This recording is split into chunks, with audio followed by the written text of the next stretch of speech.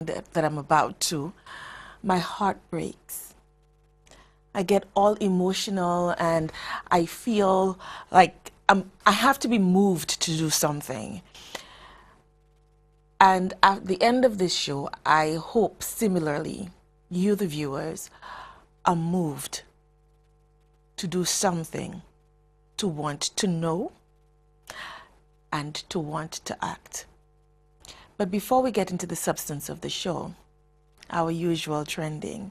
This evening, my trending segment is going to take a little bit of a twist in that I only have one trending item with several subparts.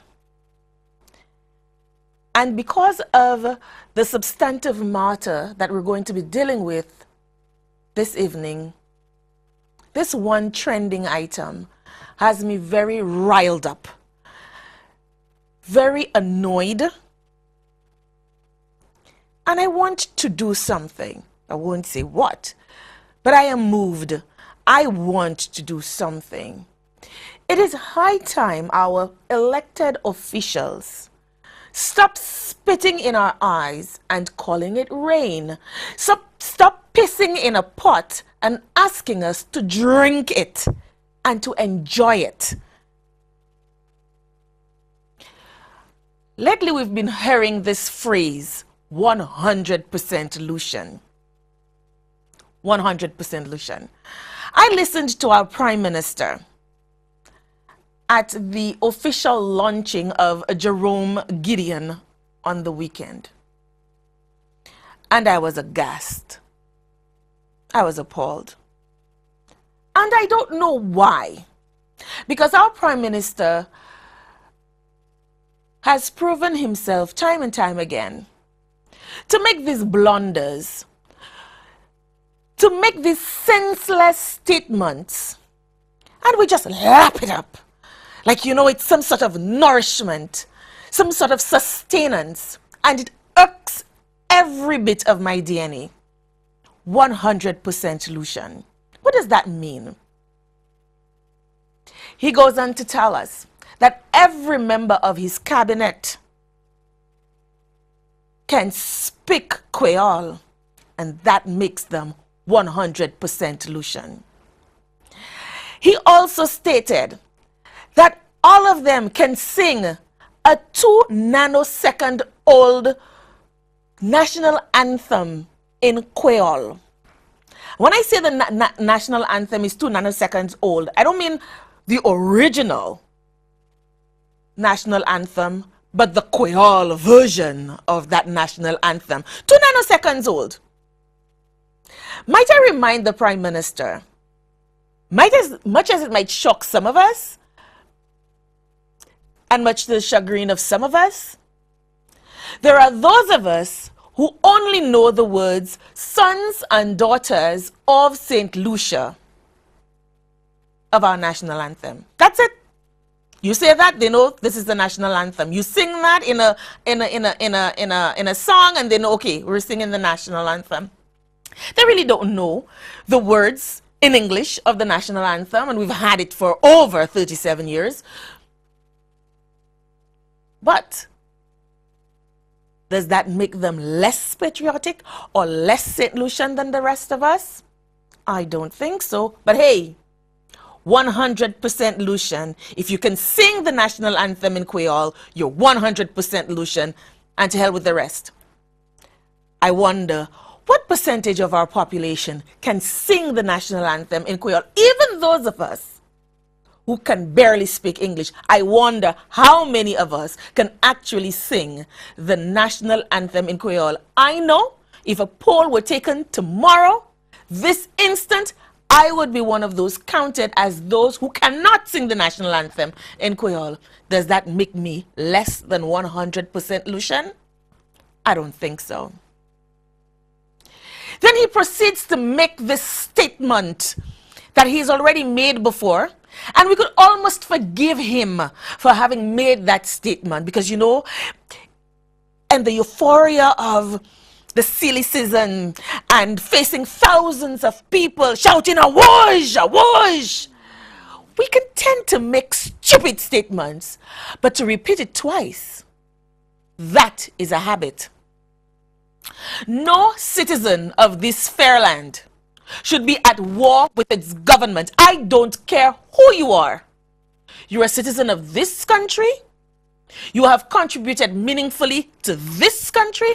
You have served at the highest offices of this country.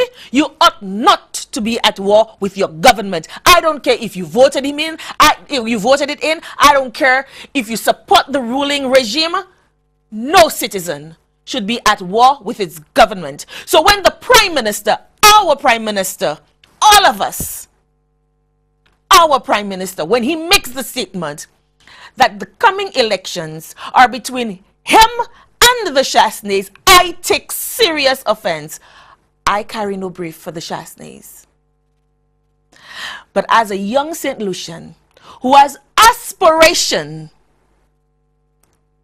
to one day give back to her nation, perhaps not politically, but certainly in the business world, I take offense to that because one day, just for the heck of it, maybe I have achieved all of my personal desires and goals and objectives, and I may decide, you know what, I still have some life in me. I want to serve. Are you, Prime Minister, going to make it a war against me? Should I decide to join the political arena? Well, I'm going to tell you something, Mr. Prime Minister. Be put on notice as of today that should I decide to join the political arena, or any young person for that matter who has contributed meaningfully, created jobs in this country, or just plain just been a regular citizen, you better start thinking of some new mépris. You better start thinking of things that absolutely make sense to start slinging at us, the young people who want to contribute to this country. You better start thinking now. You're on notice as of today. You better start thinking, because that crap about waging war against your own citizens, that ain't gonna fly. We've heard it before. We're tired of it. Tell us something that matters to us, we, the 100% St. Lucians of this country. You better start thinking, and start thinking long and hard about what you're going to say to us, because we are certainly not interested in your rhetoric. Speaking of rhetoric, did you, St. Lucia, hear the words of advice that the Prime Minister issued to Mr. Gideon? That he should not make promises that he cannot upkeep. That he should think long and hard before making promises to the people. Did I hear him right? I seem to recall this very same Prime Minister, as leader of opposition, making empty promises to us, pies in the sky, jobs, jobs, jobs, $100 million inserted into the economy immediately upon taking over the reins of government. Have we seen those jobs, jobs, jobs? Do we not hear that approximately 50% of our young people are currently unemployed, and that generally unemployment rates ranks about 25% of our population? Where are those jobs, Mr. Prime Minister? Did you take a good, long, hard look at yourself in the mirror before making those statements? You know, I think it's a personal vendetta that the Prime Minister has against the Shastanese. And I'll tell you why. I think, for some reason, the Prime Minister is afraid of the Shastanese. I don't know. I'm just thinking, I'm speculating. When they make these wild statements, you know, pissing in our eyes, we got to speculate, right? We got to speculate. I remember in 97 when the Prime Minister first became Prime Minister of this country, that one of his advisors was none other than Mr. Michael Chastney. Now, some of us may be too young to remember. We may have been, out there in the countryside playing mommy and daddy, in the lush vegetations of the country, what city folk call countryside. Yeah, maybe some of us were too young to remember that. So when we talk about it not being personal vendettas, we maybe need to do some research, read a little, speak to some of us who were there and who could understand, who had a little bit more developed and mature understanding at that time, and ask the Prime Minister, how is it that Mr. Michael Chastney became your advisor? What has changed from then? Did you not listen? Did you not take his advice? I mean, after all, he's a decorated businessman. I mean, he was your goodwill ambassador. What is it about Mr. Michael Chastney that so irks you, Mr. Prime Minister, that at every turn you have to try to vilify him? He is still a businessman in St. Lucia, is he not? And he still employs people, does he not? He is still an investor in this country, is he not? And you think the only way you're going to endear investors in this country, externally as well as internally, is to tear down our local investors? Back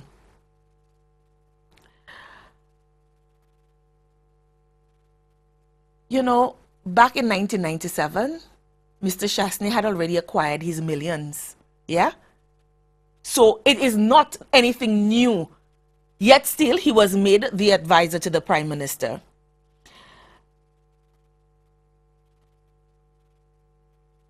I just don't get it. However, I must applaud what the people of Labrie would call the Republic of Labrie. I guess the mayor, the president, the president of the Republic of Labrie, Honorable Alva Batiste. I must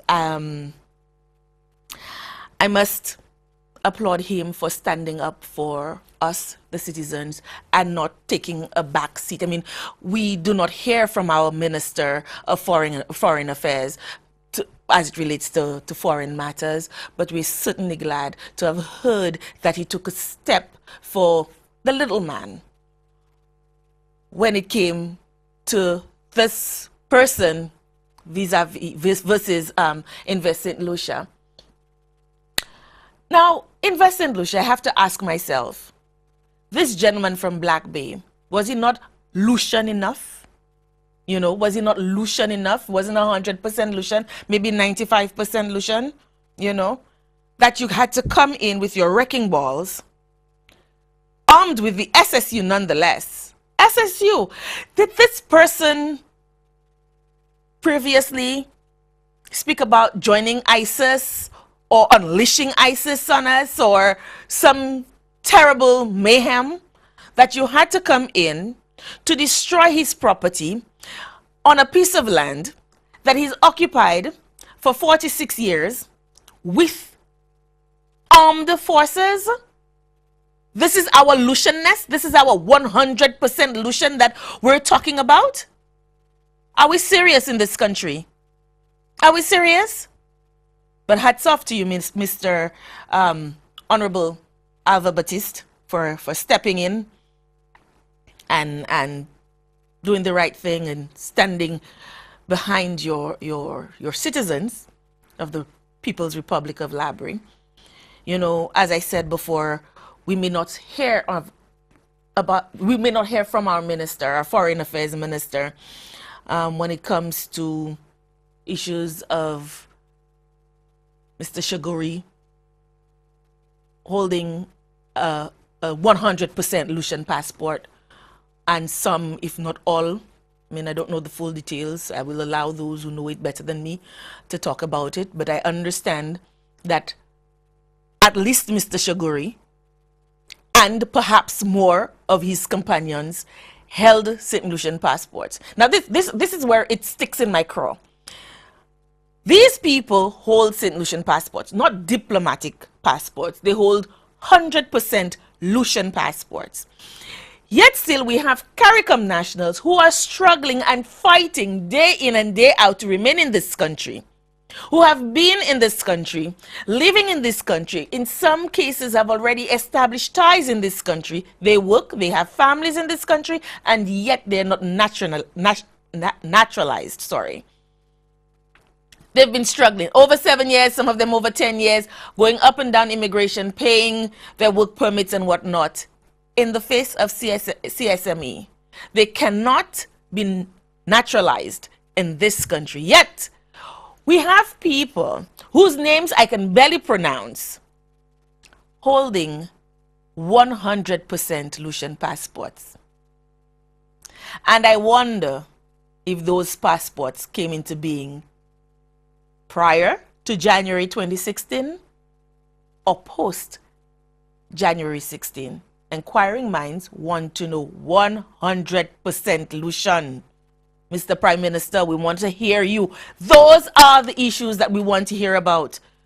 Those are the issues we want to hear about. What we want to hear about is when is the Owen King EU Hospital going to be open?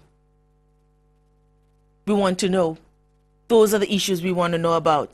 After all, the wealth of a nation lies in its health. When you think it's only the EU who's going to be asking you and pressuring you about opening the hospital, we want to know. What we want to know is, as a nation, are we so collectively desensitized that 2 hours after a bomb scare has been made known and a school in the near vicinity of this bomb scare has been evacuated, 2 hours later, parents cannot be informed? Now, let me explain something to you. If I am a doctor and I am examining a patient, I will not be tuned to the radio.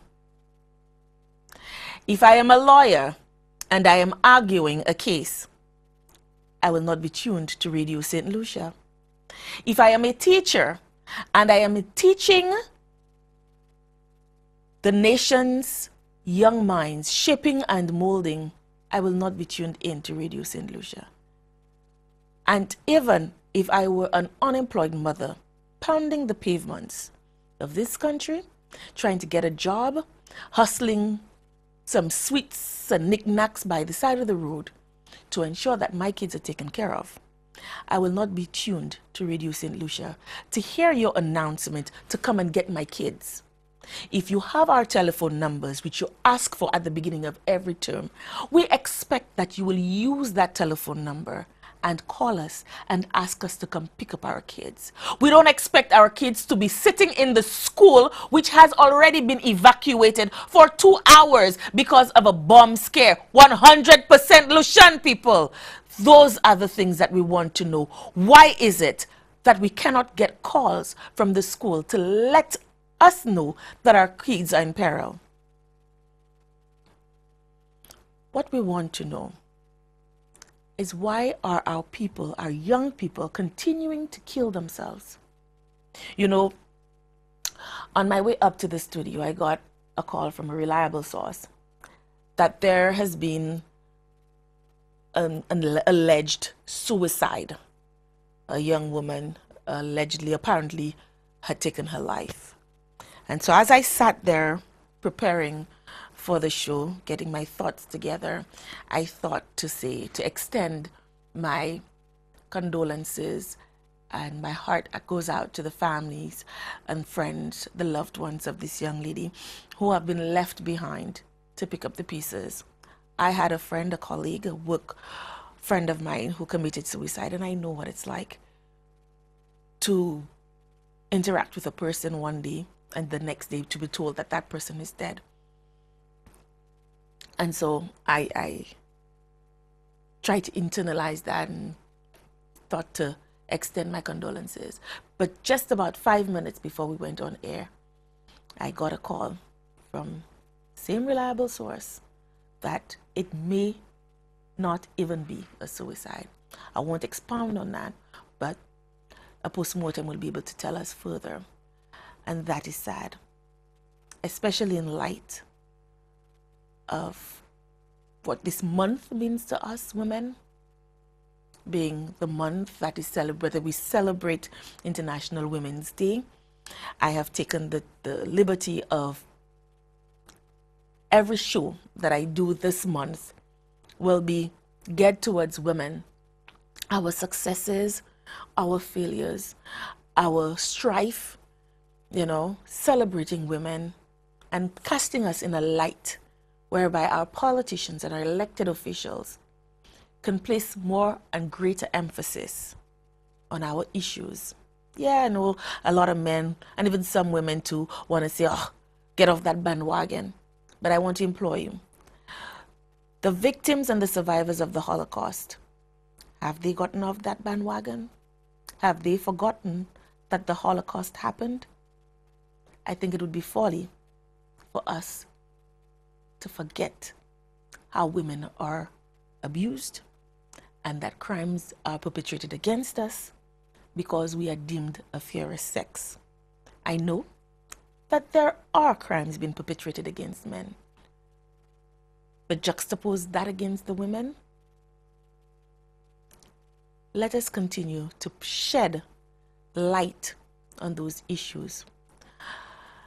But in the event that there are some of you out there who are actually never mind, notwithstanding what I said with regard to, it may be a homicide and not a suicide, I want to implore those of you out there who feel helpless. And I know there are those of us out there who feel helpless, because I sometimes feel helpless and hopeless. You just want to rail out and reach out and grab something and do something.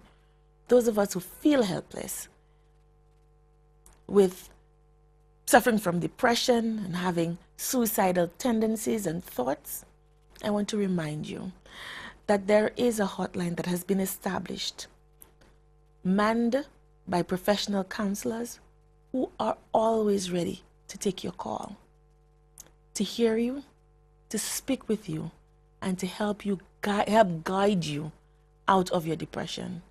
The number for that hotline is 203. Please use it. It may be what saves your life. We're due for a break. When we come back, our guests.